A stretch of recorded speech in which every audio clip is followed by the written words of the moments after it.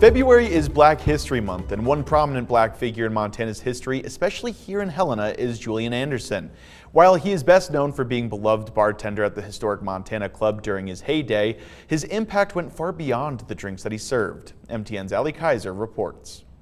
From the old Broadwater Hotel to the historic Montana Club, Julian Anderson made his mark on Helena.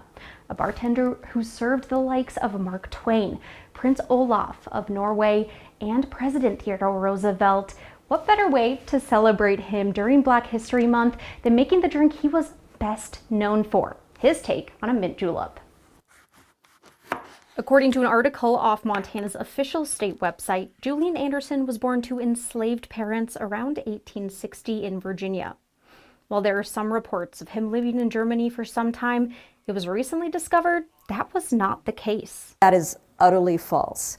We know this because his father, Page Anderson, was one of the first soldiers to volunteer for the very first African American or colored troops regiment in the United States. When Anderson was around 18 years old, he moved west for more opportunities and likely to escape Jim Crow laws in the South. Eventually, he settled in Helena, where he worked at hotels and a barber shop before finding a place at the Montana Club.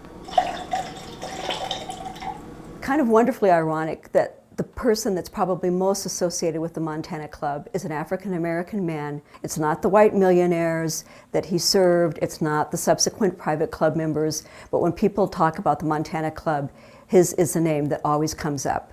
During his time at the Montana Club, Anderson worked a few different positions, primarily as a bartender through the two World Wars, the Great Depression, and the Prohibition.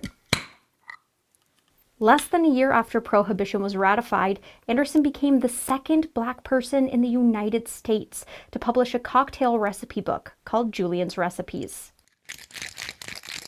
The subtitle of it, which is In Remembrance of Olden Times, is very nostalgic because, of course, they could not legally make cocktails or serve or consume them during Prohibition. Anderson retired from the Montana Club in 1953, but he returned for what was presumed to be his 100th birthday in 1960.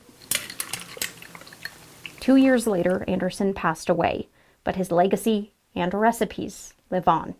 Well, now it's time to say cheers to not only Julian Anderson, but all Montanans who should be celebrated during Black History Month. In Helena, I'm Ali Kaiser, MTN News.